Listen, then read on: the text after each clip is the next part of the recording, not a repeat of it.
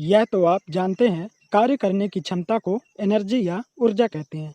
पर आपने कभी सोचा है, कार्य या एनर्जी एक दूसरे से किस तरह रिलेटेड है? वर्क और एनर्जी आपस में कन्वर्टिबल होते हैं। आप वर्क करके किसी भी वस्तु की एनर्जी बढ़ा सकते हैं और एनर्जी द्वारा कार्य कर सकते हैं।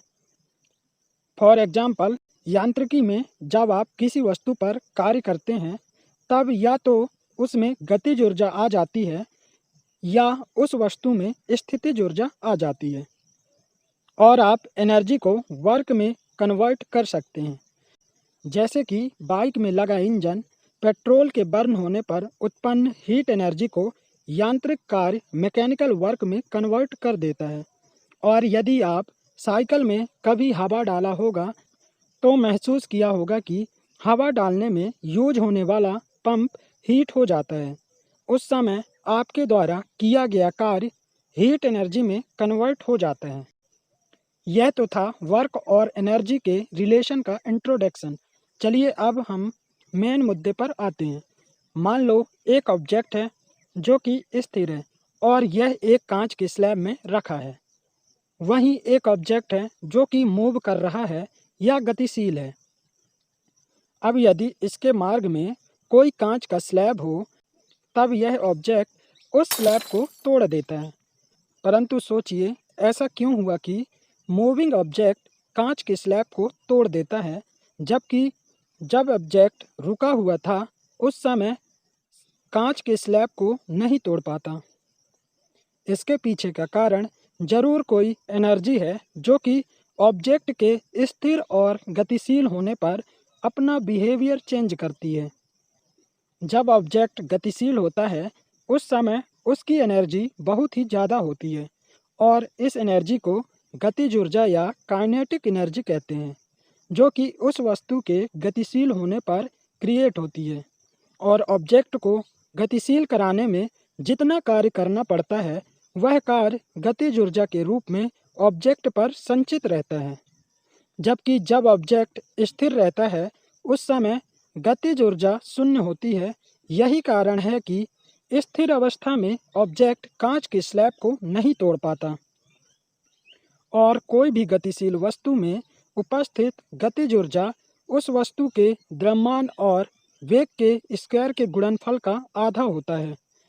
अर्थात यदि कोई वस्तु का द्रव्यमान m हो और उस वस्तु का वेग v हो, तब उसकी kinetic energy k is equal to half of m into V square होगी। चलिए अब स्थितिज ऊर्जा क्या होती है समझते हैं। इसके लिए मान लो एक ऑब्जेक्ट है जो कि पृथ्वी तल से कुछ ऊंचाई पर है।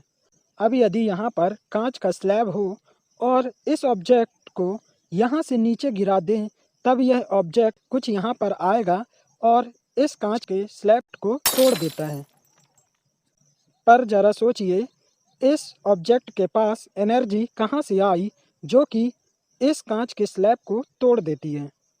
यह एनर्जी उस समय इस ऑब्जेक्ट में आ जाती है जब हम इस ऑब्जेक्ट को पृथ्वी तल से उठाकर इस स्थिति तक ले जाते हैं। उस समय हमारे द्वारा इस ऑब्जेक्ट को यहाँ से यहाँ तक लाने में जितना कार्य करना पड़ता है, वह कार्य इस ऑब्जेक्ट में एक एनर्जी के रूप में संचित हो जाता है, जिसे हम स्थितिज ऊर्जा या पोटेंशियल एनर्जी कहते हैं। अब यह स्थितिज ऊर्जा कितनी होगी समझते हैं। जब यह ऑब्जेक्ट पृथ्वी तल पर था, उस समय इस ऑब्जेक्ट के भार के कारण एक बल mg नीचे की ओर लगता रहा होगा। अब यदि इस ऑब्जेक्ट को लिफ्ट कराना पड़े, तब हमें mg के बराबर एक फोर्स ऊपर की ओर लगाना होगा। और यदि यहाँ से यहाँ तक की दूरी h हो, उस समय ऑब्जेक्ट को इस बल द्वारा विस्थापन h तक ले जाने में किया गया कार्य की परिभाषा से F इंटू एच होगा, जो कि फाइनली mgh होगा।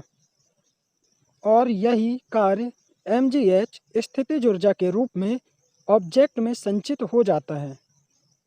और जब हम इस ऑब्जेक्ट को धक्का देकर नीचे गिराते हैं, उस समय इस ऑब्जेक्ट की स्थितिज ऊर्जा गतिज ऊर्जा में कन्वर्ट हो जाती है और कांच का स्लैब टूट जाता है। अब हम कह सकते हैं किसी ऑब्जेक्ट को पृथ्वी तल से ऊपर ले जाने में जितना कार्य करना पड़ता है, वह कार्य उस ऑब्जेक्ट में स्थितिज ऊर्जा के रूप में संचित हो जाता है।